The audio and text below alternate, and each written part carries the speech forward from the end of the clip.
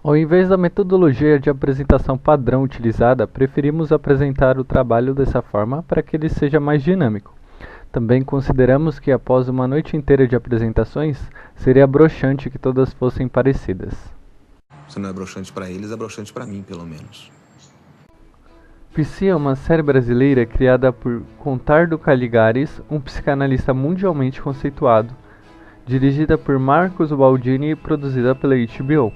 A série traz como referência os romances Conto do Amor e A Mulher de Vermelho e Branco, escritas pelo mesmo autor. A história gira em torno do psicólogo, psicanalista e psiquiatra Carlo Antonini dentro e fora do consultório.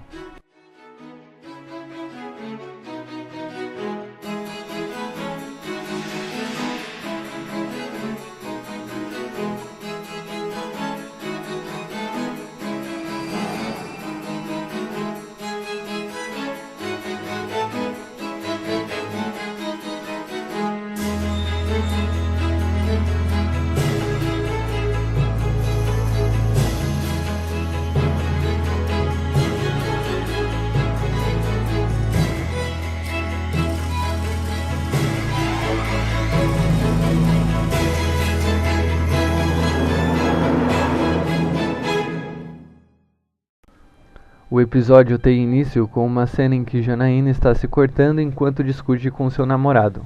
E após o ato, ela se acalma e volta a falar com o namorado de maneira ponderada e mais tranquila. A adolescência é uma fase rodeada de questionamentos que vão constituir diversos conflitos internos.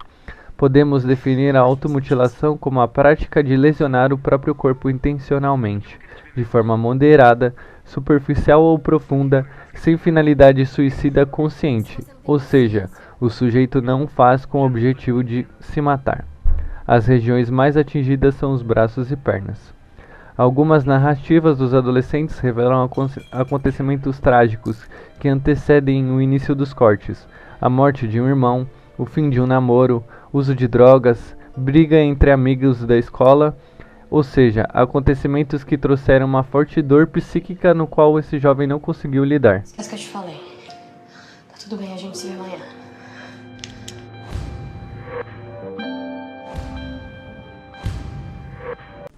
No jantar de apresentação a Carlo, por alguma razão ele se atrasa e ela o recebe de maneira bastante grosseira, mantendo um comportamento hostil. Suas roupas de manga longa tentam esconder os cortes, porém o psicanalista consegue vê-los e começa a se preocupar.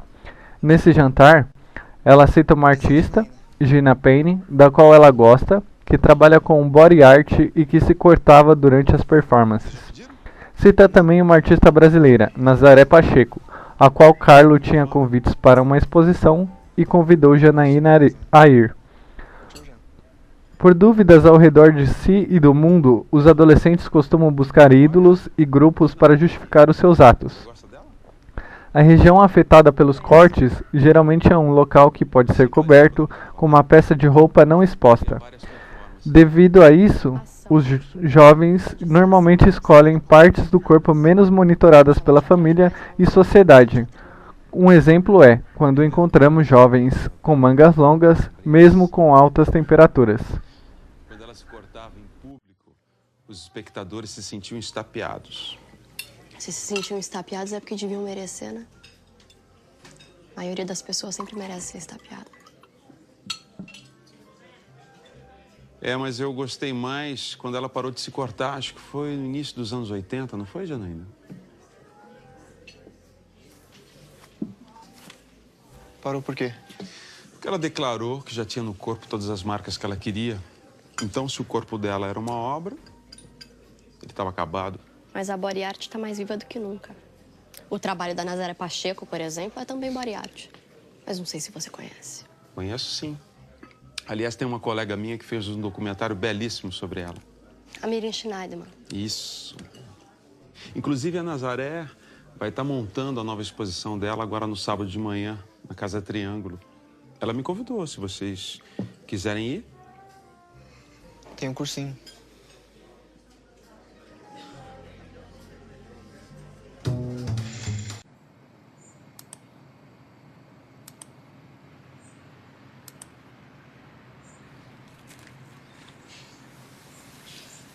Sabe que 4% da população se corta ou se mutila alguma vez na vida? Segundo os americanos, todos abusados na infância. Eu entendo a lógica. O abuso gera culpa, vergonha na própria criança abusada, que acaba se punindo pelo que fizeram com ela. Eu só não sei se esses abusos explicam todas essas automutilações. Tá preocupado? O Henrique arrumou uma namorada. Isso não é legal? Não, é ótimo. Garota também é super legal. É? Só que ela se corta. Janaína vai até a exposição e quando Carlos chega no evento, ela tenta ir embora. Carlos a convida para um café e durante a conversa ela o confronta questionando se ele se interessa sexualmente por ela, deixando claro o seu desconforto em estar perto dele ou de outros homens velhos. Carlos se posiciona dizendo que jamais se interessaria e pergunta sobre o pai dela. Janaína se incomoda a ponto de deixá-lo sozinho na mesa, em seguida retorna dizendo que voltará a vê-lo, mas nas condições dela. Essas mudanças que ocorrem com o adolescente trazem uma sensação de invasão, de algo que saiu da zona de conforto, gerando um processo de luto por ter que desvincular uma identidade que não é mais viável para o contexto e pensamento desse novo corpo. A partir desse luto que o indivíduo é obrigado a conviver com essa nova identidade. O corte no corpo é uma forma de tentar barrar o sentimento de colapso, o choque de realidade que ele induz, a dor consentida, o sangue que corre religa os fragmentos esparsos de si mesmo.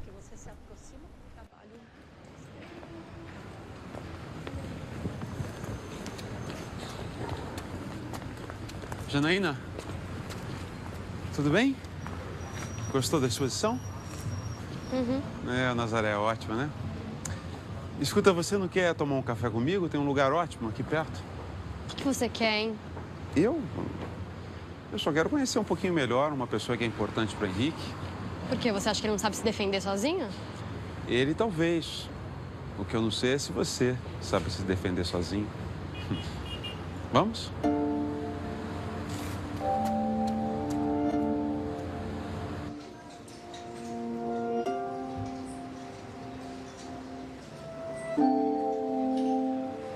Então você é do tipo que transa com as namoradas do enteado? Eu não levaria em conta o seu pedido nem se você tivesse muito interessado. Eu interessado. É. Não tá afim de confirmar que eu sou um porco como todos os machos adultos? Tá preocupado que a namoradinha do seu enteado seja um pouco biruta? Eu ficaria bem mais preocupado se ela fosse totalmente normal.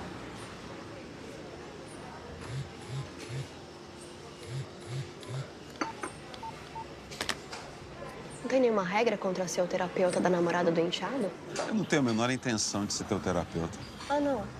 Você não quer transar e você não quer ser meu terapeuta. O que você quer, então? Não sei. Eu tenho uma esperança um pouco idiota de querer ajudar você a se machucar o menos possível. Eu me machuco até onde eu quiser, doutor. E olha, ainda bem que a gente tá aqui. Num lugar aberto, porque eu não gosto de lugares fechados na companhia de velhos. Ainda mais quando se interessam por mim. Então devia ser difícil para você ficar numa sala de aula? Bem difícil. E na sala de casa com seu pai?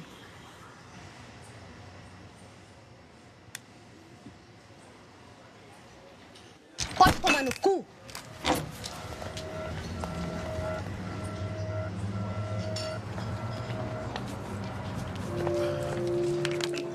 Ok. Eu vou te dar mais uma chance. Uma. E vai ter que ser num lugar público. Sem problemas. Eu te digo quando e onde. Qualquer dia, entre 1 e 2 da tarde, você escolhe.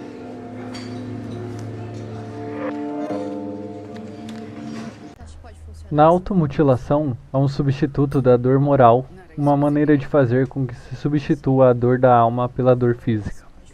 Além desses fatores, podemos analisar também o sofrimento do adolescente com as transformações de seu corpo. Uma espécie de luto do corpo infantil e adaptação desse novo corpo.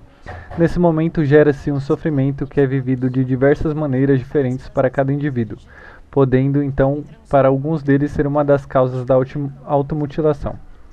A adolescência é uma fase que necessita que o indivíduo tenha relacionamentos estáveis e seguros no âmbito familiar, escolar, por ter um efeito positivo na construção de identidade e estabilidade emocional, promovendo assim uma probabilidade menor de desenvolver patologias futuramente.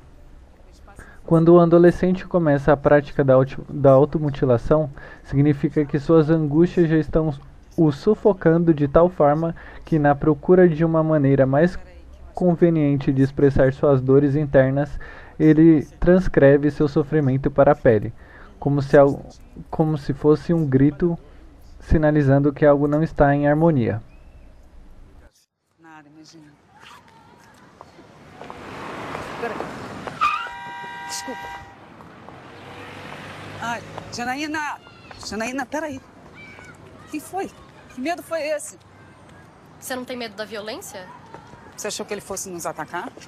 Ah, você não achou? Não, não achei. Você achou o quê? Que ele tinha uma faca ali escondida e que de repente ele fosse nos assaltar, é isso? Acho que não. Talvez esse seu medo ele seja diretamente proporcional à fascinação que você sentiu por ele. Quê? Fascinação, eu? Nem fudendo. Será? O que você quer dizer com isso, hein?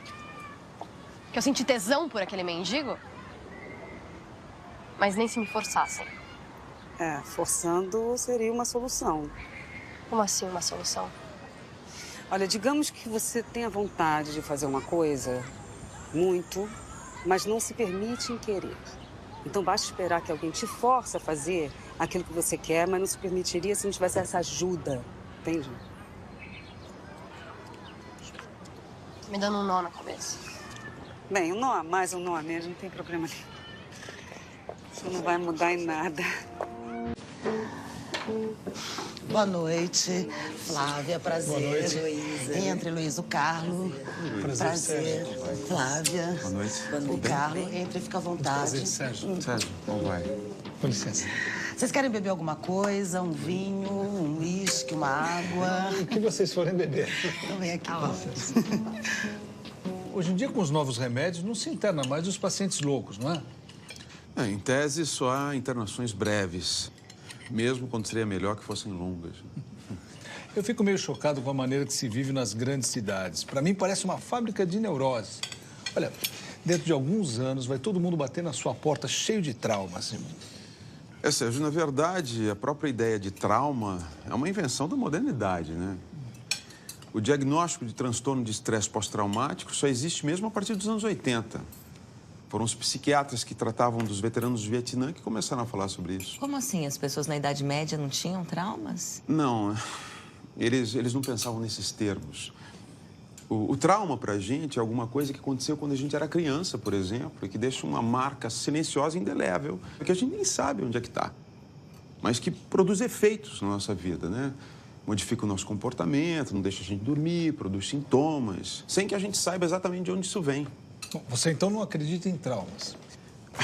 Eu não diria exatamente isso. Sérgio, depois que você convive com o psi, você começa a entender as coisas de um jeito diferente.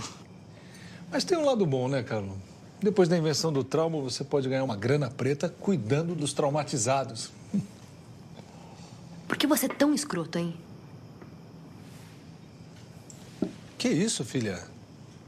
Eu tava só fazendo uma piada.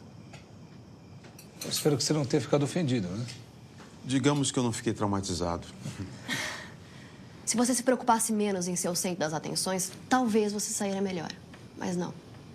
Minhas amigas não te acham fantástico quando você fica se pavoneando a cada vez que elas passam pela sua casa. Elas só te acham um babaca ridículo que dá em cima delas. Filha! E você também não é melhor. Você nem enxerga como ele é nojento. Filha! Você é um nojento. Bom, eu peço licença que eu não aguento ficar sentada na mesa com esse cara.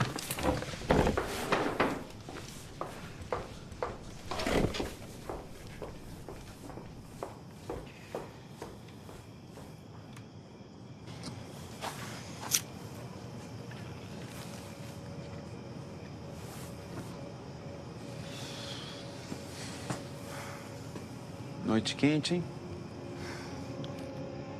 Talvez você saiba o que está por trás disso. Eu, honestamente, eu não sei mais o que fazer. Eu não consigo me aproximar da minha filha. A verdade é que ela tem nojo de mim. Você viu, né? Você entendeu o que aconteceu? Um pouco, sim. Mas o que foi que eu fiz? Será que a minha conversa é tão horrorosa assim? Era falsa, né?